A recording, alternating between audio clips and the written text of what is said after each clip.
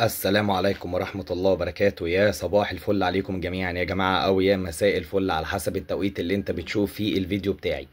طبعا يا جماعة زي ما عودتكم قبل ما نخش فيه موضوع الفيديو بتاع النهاردة أو الحلقة بتاعت النهاردة، ما تنسوش تعملوا لايك للفيديو. اللايك بيساعد بشكل كبير جدا إن الفيديو يوصل لأكبر عدد من الناس اللي مهتمية بالسفر والتأشيرات والفيز وتعديل الأوضاع، وتعمل سبسكرايب للقناة علشان خاطر القناة تكبر. ولو عندك أي استفسار سيبولي في الكومنتات وأنا إن شاء الله برد على 100% من أسئلة حضراتكم.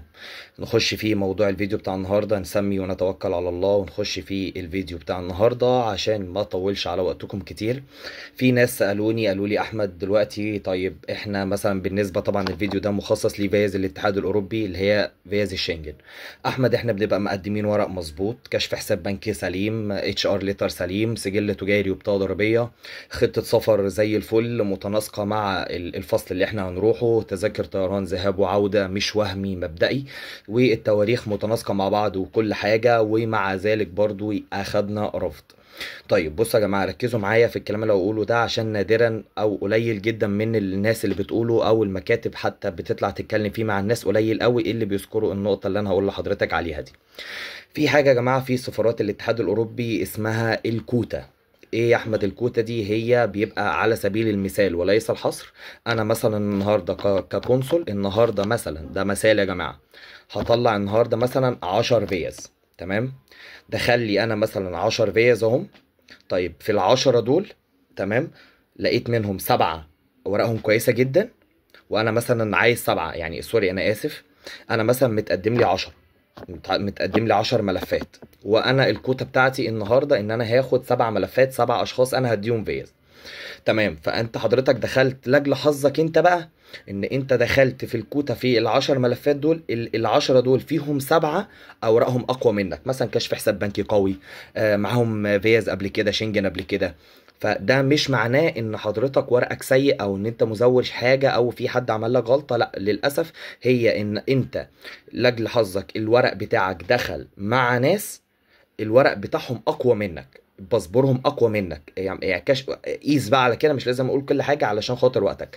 يعني كشف الحساب البنكي اقوى، اتش ار اقوى، عنده سجل تجاري بطاقه ضريبيه، عنده روابط ان هو هيرجع للبلد اقوى منك، الحاجات دي كلها عنده افضل منك. ده مش معناه ان انت وحش، بس معناه ان هم افضل. ده يا جماعه اللي اسمه الكوتا اليوميه، ان انا كقنصل بلتزم بعدد فيز يوميا انا هديها للناس.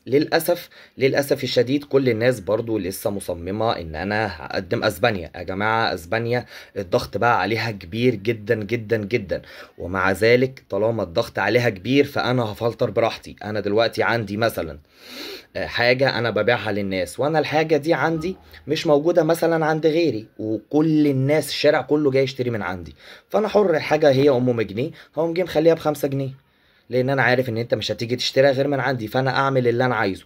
عندك المانيا دلوقتي كويسه، عندك فرنسا كويسه، عندك هولندا الى حد ما سامع ان هي برضو في الوقت الحالي يبقى لها اسبوع او اسبوعين كويسه. مش لازم هو يعني استغفر الله العظيم، هو مش قران، هو مش لازم اسبانيا، لا هي اسبانيا ليا حد، هي اسبانيا اروح اقدم اسبانيا واترفض واقدم تاني اسبانيا، هي مش كده.